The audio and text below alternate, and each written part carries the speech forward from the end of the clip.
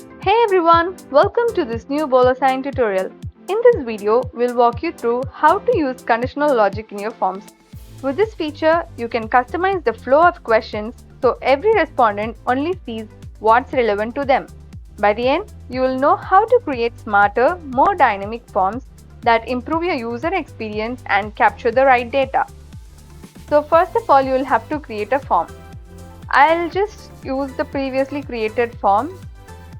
So I'll try to edit this particular form.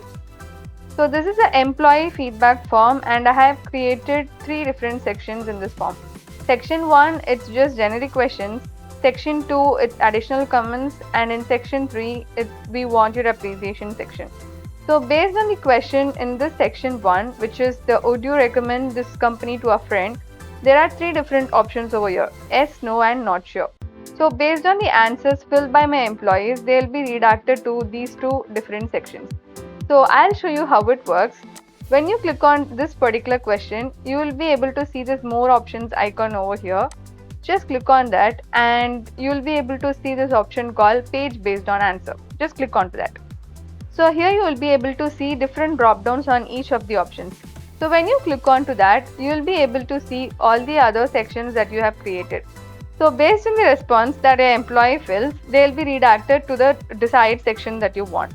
For this particular answer yes, I want them to be redirected to we want your appreciation section. So I'll just select this particular section. And for this no option, I want them to be redirected to additional comment section.